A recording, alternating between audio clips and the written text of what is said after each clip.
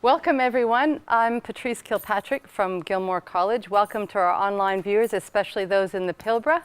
The Pilbara is near and dear to my heart. I was up there for 5 years, so hopefully some of the information that I give you today you'll be able to take with you and maybe on a smaller scale work out how to do what we've done. So I'm not in my summer shorts, but I managed to find some high-vis silk so that you can see me. Industry engagement for vet success. So how do we do it and how might you do it? So at Gilmore College, we have a very, very unique partnership with the Kwinana Industries Council and these companies. So these are the member companies of the Kwinana Industries Council. And there's a few layers. So you've got the associates and some of the non-members as well we link into. So what I'm talking about is the Metals and Engineering School-Based Traineeship. And it's based at Gilmore College, and we work in partnership with the Kwinana Industries Council. So these are the companies that you find along the strip. So our kids are very, very fortunate to be linked into these companies.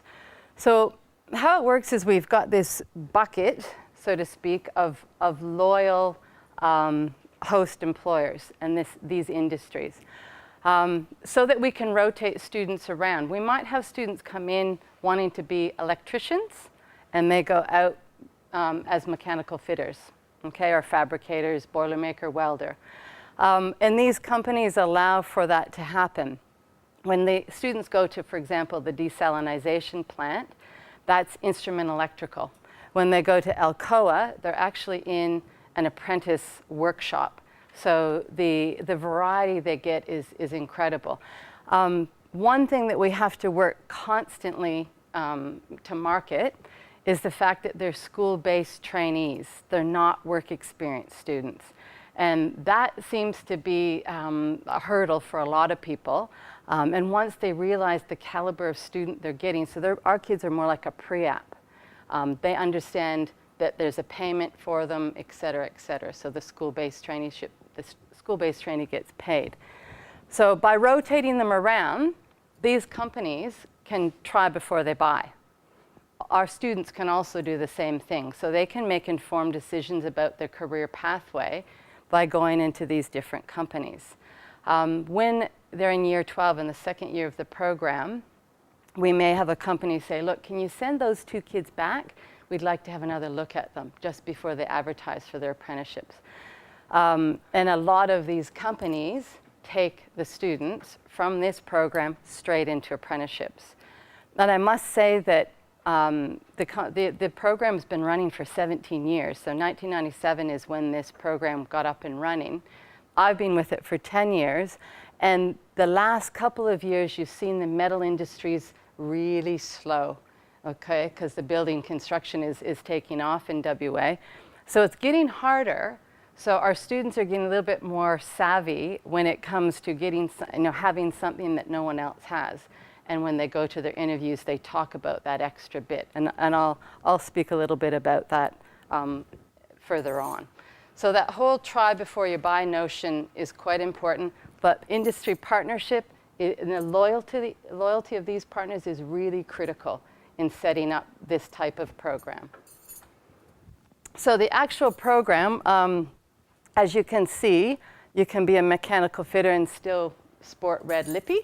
We've got females in the program, and we haven't had a huge amount of females in the program, but the ones that we have had have been highly successful in getting positions. Those KPIs in big industries, tick female. We've also have students like Luke for example, he's become sort of the poster boy of this program, and he was a little devil in year 10. And a lot of students at our school, their parents may not have had great experiences in education, so it's not overly valued. And a lot of the kids are not academic. They're really hands-on. They love to get in and get dirty. Trades are sort of the avenue that they take, although we have students that absolutely could go on to university. A lot choose this program. So Luke was an engagement program. He was a little devil. And by giving him this opportunity, it became life-changing. You know, it really is an excellent program once students find out what lights the fire in their belly. So he decided, I'm going to have to do something in year 10 to show some improvement in order to get into the program. So students enroll full-time at Gilmore. It's a discrete group that we have. It's open to other area schools, and it attracts a lot of attention from private schools. The Kwinana Industries Council advertise in the paper, and we get students coming to be a part of the program, to apply to come into the program. It's a school-based traineeship, like I mentioned, so we've got a group training organization that employs the students and then hosts them into these different industries. It's a 2-year program and only 14 positions. We've had up to 80 students apply for 14 positions, so it's they aspire to be in this program. They'd give their left arm to come into this program. And you might think 14, gee, that's not a lot. That is based on the number at Challenger and what the workshop will hold and all their industry standard and their rules. And when I look at 14, so there's 28, there's 14 in year 11 and then 14 in year 12. It's a lot of students to place. And you get admins saying, what a great program, let's make it bigger and bigger and bigger. And that's when things fail, I believe anyway, because you can't place the students. So 14 has been a great number. We lose maybe 1 or 2 to attrition, and it's not that they've dropped out, it's that they've moved straight into an apprenticeship at the end of year 12. We just lost one to Alcoa, one of our top year 11s, and was taken early, which we want to keep them for that, that 2 years. So the process to get into the program is quite rigorous. And as I mentioned, in the Kwinana area, kids come from really varied backgrounds. I mean, really varied. We have DCP kids, we have wards of the state, we have all different types of students coming, and you'd never know about their background. And everybody gets a chance. So we look at behavior, their good standing, their attendance, their year 10 reports, now their ULNA scores. We aptitude test them. It's mechanical reasoning and simple math, just so that we know they can keep up with the rigor of what's involved. And some students, like Luke, for example, his year 10 results were shocking. Although he was starting to show improvement, he scored very high in the aptitude test. So we knew he had it. It was just that behavioral part of it. We also interview the kids with the group training organization. So we make it at the Kwinana Industry Council's office, the KIC offices. So it's very formal. The parents come. It's a big deal to get into this program. Once they're in, the offer is conditional. So they get in sort of the beginning of term 4. So they've got the rest of this term to maintain their good standing, their good behavior, their results. Just because they're in, they don't go, whew, I've got it made, I don't need to worry about this. Because if they do, they get pulled in very quickly and reminded that it's a conditional offer. So we demand that excellence from these students, and they lift their game. And Luke is, like I said, I keep going back to Luke, but he's one of the best, the biggest success stories of the program, in that he is now in his 3rd year of his apprenticeship at Alcoa. He won a gold medal in the state world skills and went on to represent us at nationals. And he comes back and speaks to students as a guest speaker, uses pretty colorful language with them when they're on their own. You know, you better do what this to get yourself organized. So it's really impactful to have somebody like Luke that has been such a success. Big link with Challenger. We send our students, it's a certificate to in engineering. The year 11s go on a Monday and the year 12s go on a Friday. And Challenger gives us some of the best lectures for these students. They call them actually the chosen ones. They didn't know that we knew that, but they really, the training that they get is second to none. And in their last year, in the last term of year 12, so term 3, they go to ASEP. So ASEP is Process Plant Operations. So they do 4 additional units of competency towards process plant operations. And that's done through one of our advisory group members, Greg Guppy, who's one of the directors. And this is to try and lure one of these great students into process plant operations, because that's set to really take off with an aging population on the strip. So the average age in the next, say, 5 to 10 years, there's going to be nobody in those positions because they're going to retire. So they're trying to, feed this up the line. So students say, I've got a certificate 2 in engineering with 4 additional units of competency in process plant operations to give them that little bit more. And if they decide to go down that road, they're in. The work placements are unique. We go out in blocks, and this is dictated by industry. And we don't really, the rules governing with the Apprentice Center, we get into a little bit of strife. We have to write letters and explain why we do this. And the reason is because it's highly successful. So they do 2 5-week blocks. In engineering, they want to see a project from start to finish. In business, it's very easy to pick up where you were filing, answering the phone. It's a constant thing. In metals and engineering, if you don't see that process, you're sort of out of the loop. You don't know what you're doing. It's not relevant.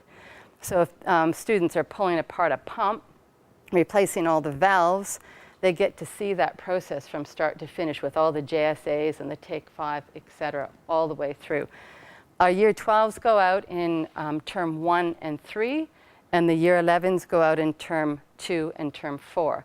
And the reason for that is to get them up to industry standards so that we're not sending out these really green students in term 1, and we build their confidence.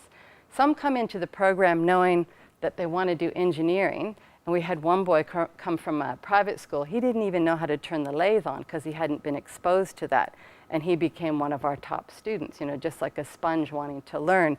So in that first term, the year 11s are doing off-the-job training at TAFE 1 day a week, and then it's not until the last half of term 2 that they actually get out on their placement. And that's the reward, and they just, they're able to put some of those skills into place.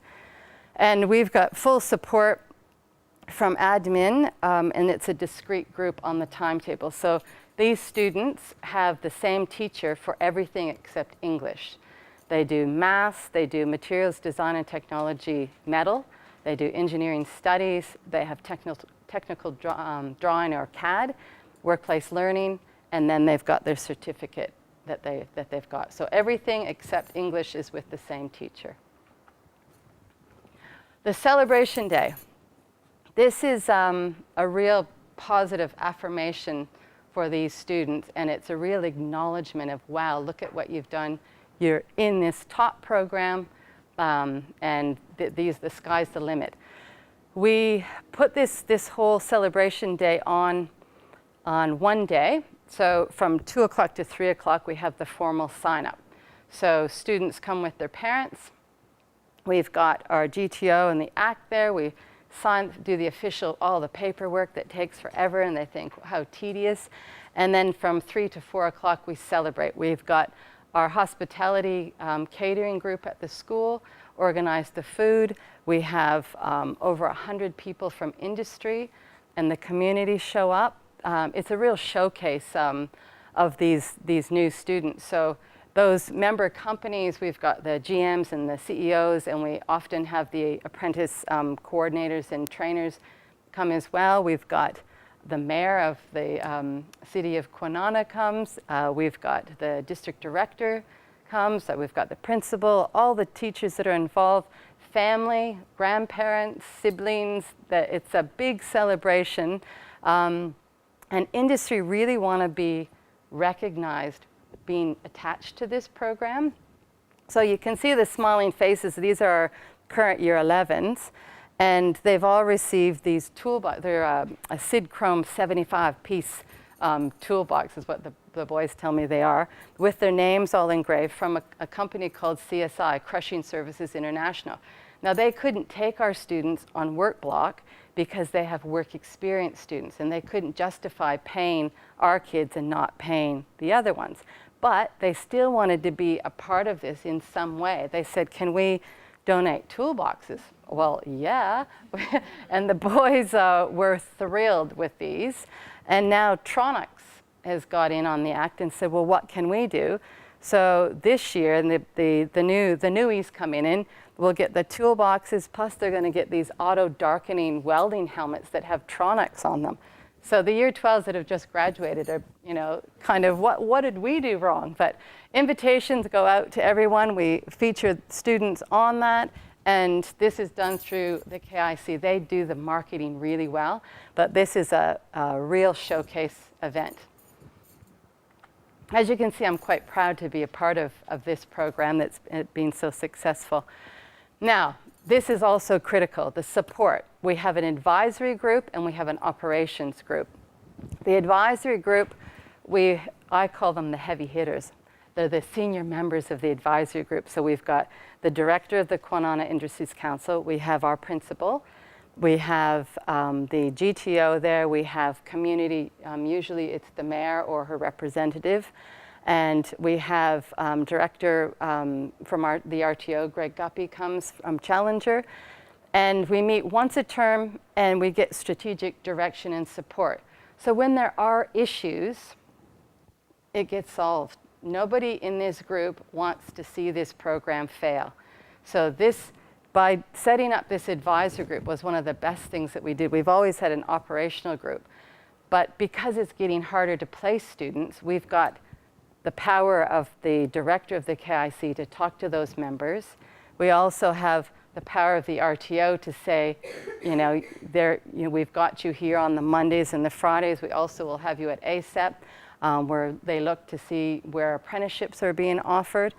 And if we have any issues, we can bring them, the big issues, we can bring them to this group, and they get solved. We're very lucky in that regard.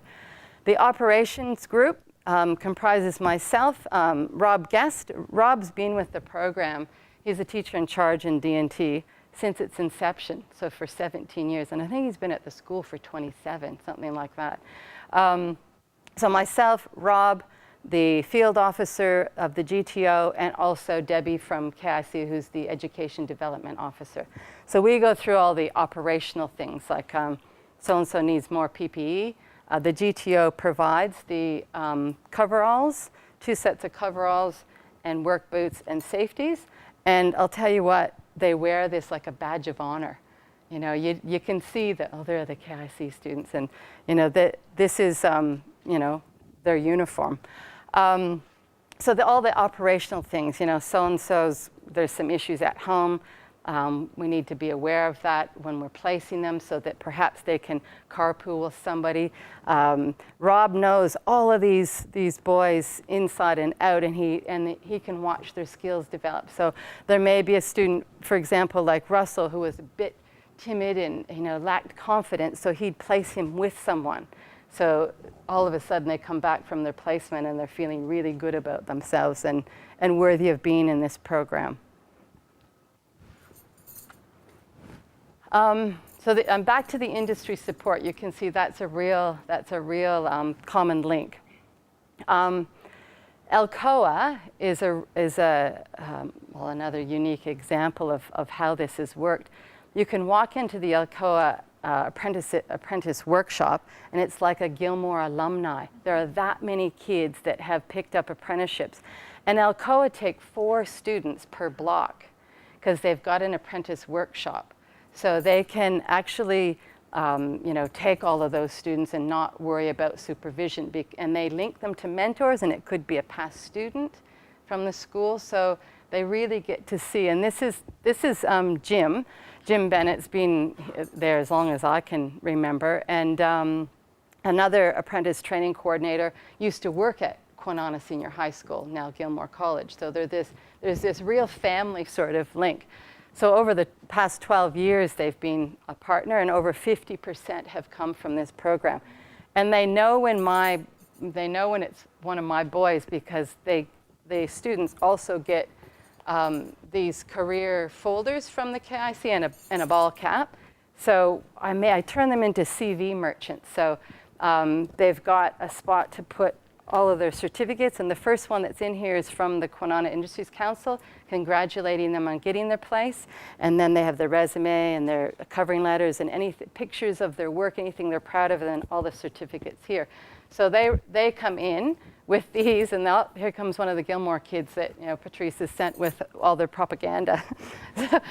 But this, I think, is quite an impactful quote from Jim. As being the industry partner, they've built this successful business on the backs of the entire community, and it's their duty and pleasure to offer these placements up to eager young people to see for themselves if a career in their industry is what they'd like to pursue. Simple tasks are performed by trainees that add value to the business. So they don't give them meaningless tasks. It's all relevant, and they're doing all kinds of interesting things. Now, Curtis is, he's a real superstar. He's just graduated.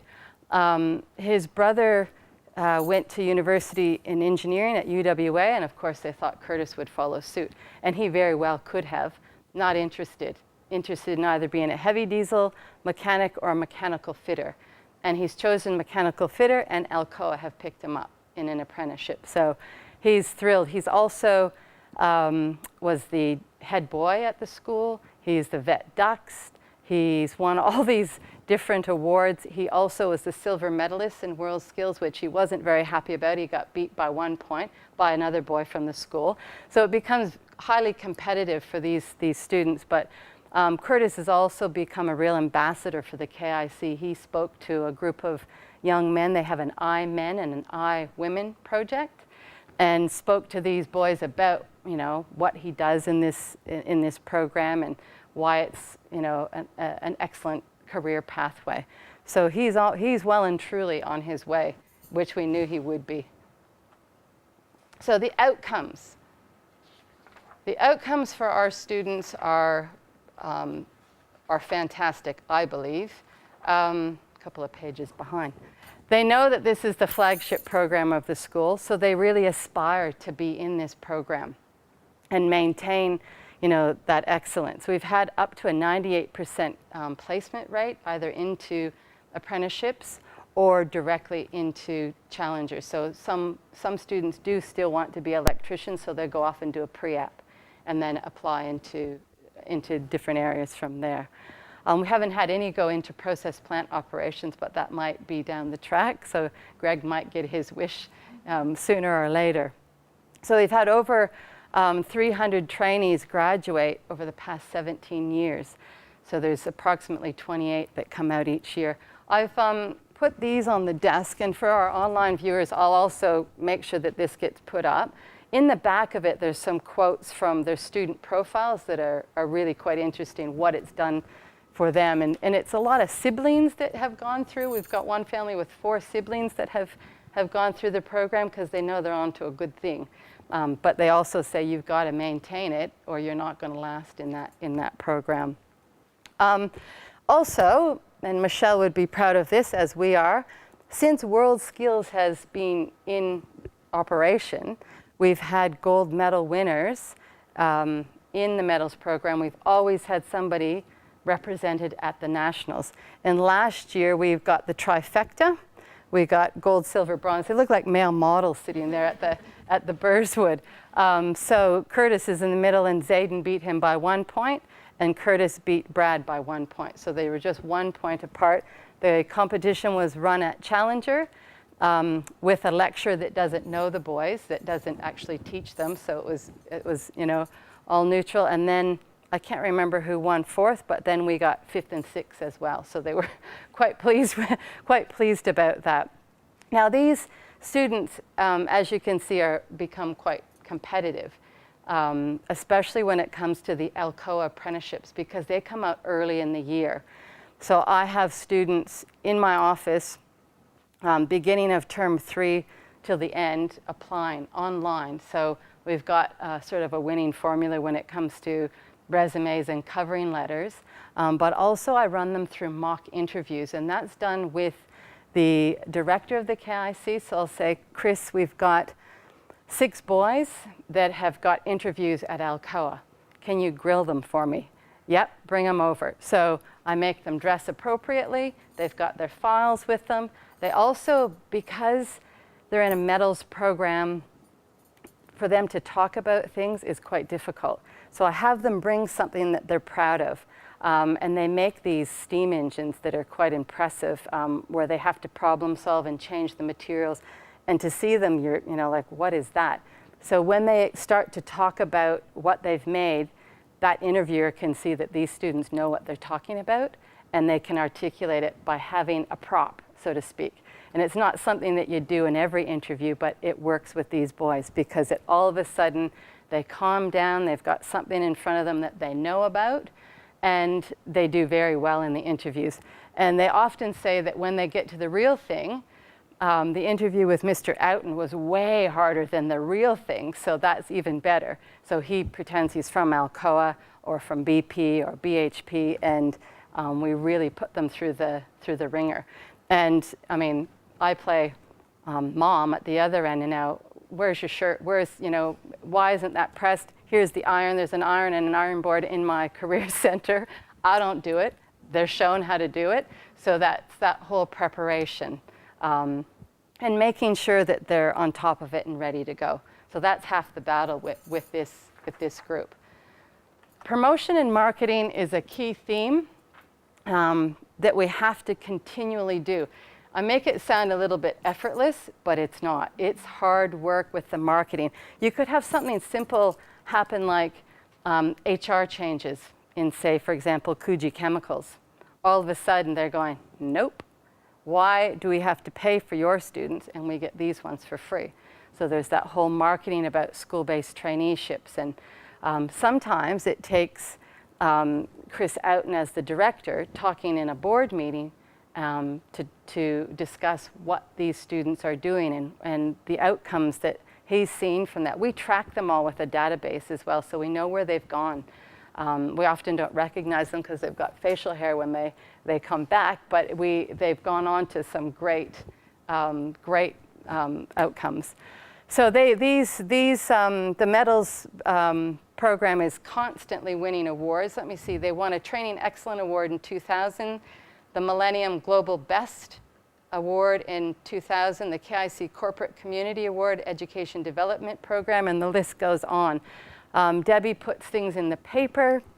We advertise. This is a lift out that was in the local paper with all the different programs. You can see Curtis is featured with all their projects that they do. And these folders are also done through KIC, so they really work hard to promote it, which schools don't do very well. We don't, we're at the coalface doing so many other things, and marketing is the least of our worries. But I'll tell you what, this is very effective to take that in to new members and talk about what's happening in this program. So critical success factors. I'll just flick ahead to, we were identified as a school of best practice. So this link will take you to the full write-up about the program. So critical success factors as identified in this best practice model is leadership and continuity. So without the backing of the admin, this doesn't work. It's a discrete group.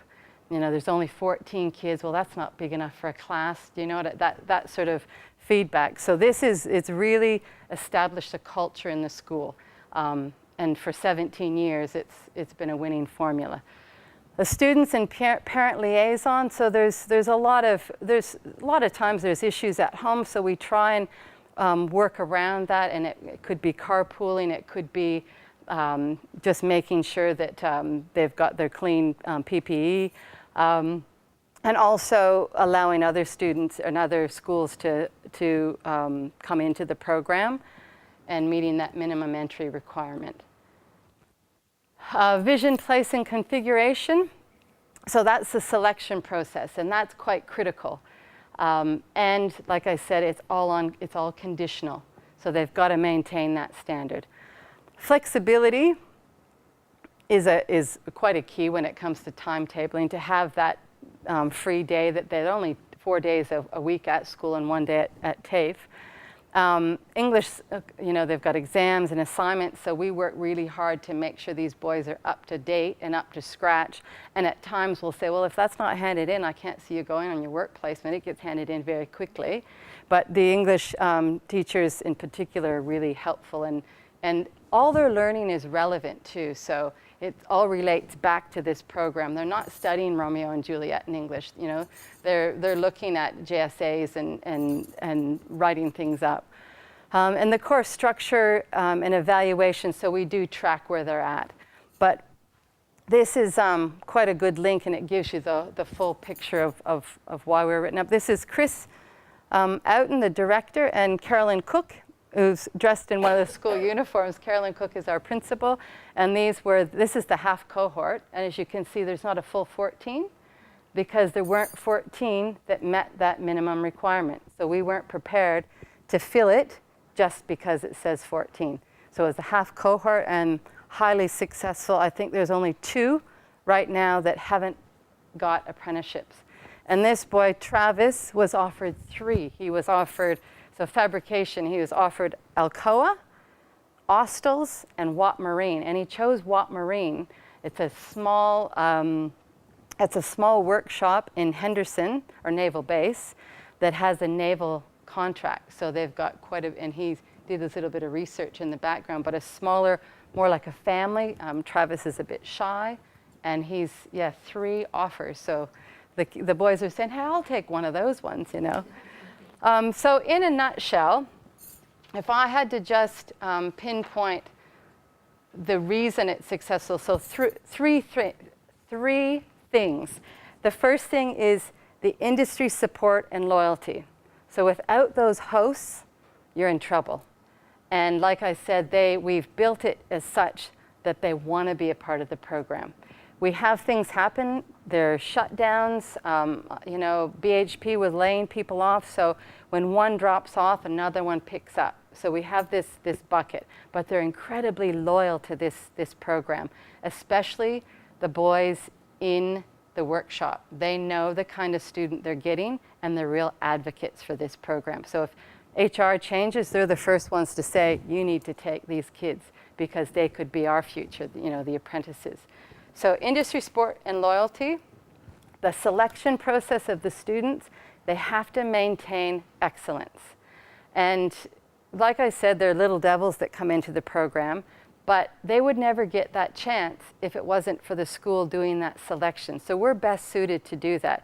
We've had a GTO that wanted to do that, but to what? Like that student, Luke, would never have been given an opportunity. But we know what their backgrounds are. We know that with mentoring, we can bring them along. And we're happy to do that. We know these kids inside and out. And then the last thing is the communication, and it's that advisory group. So having that communication and having what I call heavy hitters on that advisory committee is really critical, really crucial, because nobody wants to see this program fail. Everybody has a vested interest in seeing these students be successful. So from school to employment. And that helps that area, that helps that Kwinana area, that helps Challenger, that promotes Challenger, and look at these students, what they're doing. They get them as apprentices. And the industry have got this great standard that they're maintaining. And that's me. I know that we're right up at, I'm glad I had a little bit of extra time for questions. You can email me or my direct line, so if you do have questions once you leave here. And Faye's got a question for me. Shoot. Patrice, you said this is open to students from other schools, and that you do have students that apply from the independent schools. So how are they integrated into the program? And is it like so many students, like you say, like 12 have to come from Gilmore or what? Or how do we?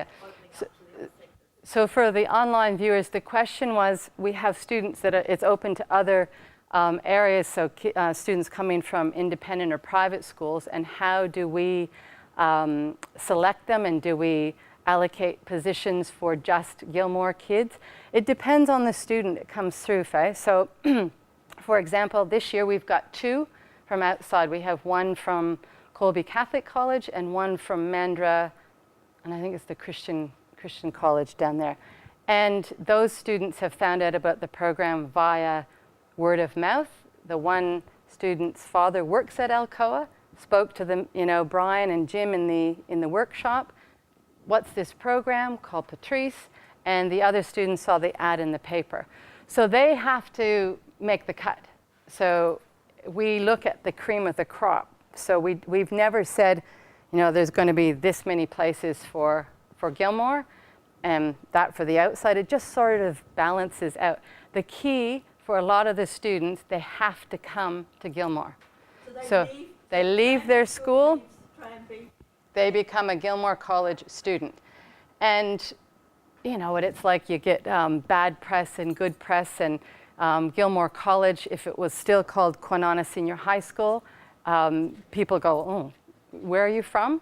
And they've changed the name. We're still the same, but we have this program is excellent. So students make that leap of faith. School like Rockingham, they can come. Exactly. Yep, Zayden, for example, who won the gold medal at World Skills and represented us nationally, he was from Warnbro. So he made that trek every day to Gilmore by bus, train bus, and then he would go to all his placements as well. So he managed to get it, and our kids are quite good at travel. They know their way around the public system. So they're always Gilmore students? Always Gilmore students. They become a discrete group of Gilmore College students. So, and there's never like, oh, he's from outside. That's never the case, because the kids aspire to be in that program. They, how lucky is he? And they just become another Gilmore College student with a great opportunity. And they know, if they play their cards right, that, that apprenticeship, if they work hard, and that's what it's all about. They know they have to work hard. They can't just, fall off and relax, because they're competing against everybody else in the course. But we've never had a student go, oh, I don't know if I want to come to Gilmore. Not to us. They haven't said that. They probably have in the background, and they end up, coming to the program. So, but that is one of the stipulations. Any other questions? Is it getting hot in here? Is it me? Any questions from any of my online? Nope. If you do think of anything or want to know a little bit more about it and don't want to ask here, that's my direct line, but also email. I'm on constantly. So, well, thank you for coming, and enjoy the rest of the workshops. Oh. A late question. Okay. With the aptitude test, who actually does Challenger put them through the aptitude test? Or We do. We do. By an aptitude test? Yeah, we have an ACER one that we use, and that's Rob Guest and myself run that in a big area, like an exam setting. So it's about an hour and a half that they sit and write, which is painful for some boys, but they do it. They do it because they want to be a part of the program. Thank you. You're welcome. Authorised by the Government of Western Australia, Perth.